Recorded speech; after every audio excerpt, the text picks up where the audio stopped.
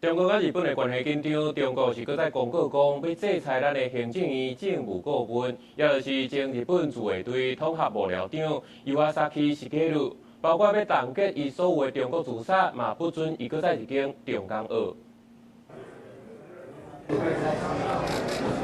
今年6月，民间单位头一届举办的大海防卫兵推时，这个区域媒体伫翕的就是前日本自卫队统合幕僚长严基无，伊也是行政院的政务顾问。中国外交部15讲，严基无因为甲台独分裂式的交联，决定对伊实施制裁，包括冻结伫中国境内自产、禁止相关活动，甲不准入境中港澳等，即日开始实施。与台独分裂势力沆瀣一气，一再勾连挑衅。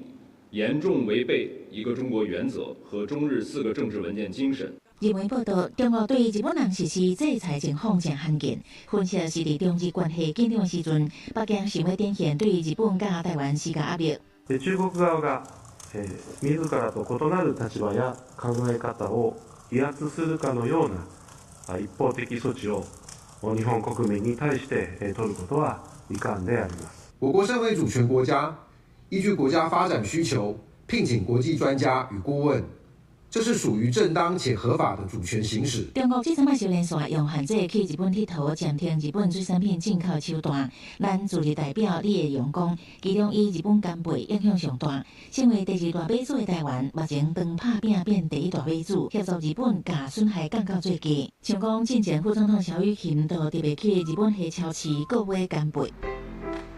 另外，英国捌真侪届记者替咱国护照入境的古巴，外交部除了建议国人暂时莫去，农业部上新的统计，今年前11个月，古巴的龙虾进口额是93.8万美金，比去年同期的367.6万美金，落价幅度达到74.5%，进口排名为第4名降到第12名。亲像以记者买古巴的龙虾来做反制措施。任何国际上对于国家以及国民不公平的待遇，我们当然都应该要据理力争，捍卫尊严以及公平的对待。这么极度不友善的国家，不要说龙虾了，连虾米都不应该吃它的。李伟指出，英国甲咱国断交，甲中国建交的洪都拉斯，都是因为白虾出口受阻碍。总统候选人拢提出希望甲台湾复交，支持相关捍卫咱国尊严的行动。公司新闻采访报道。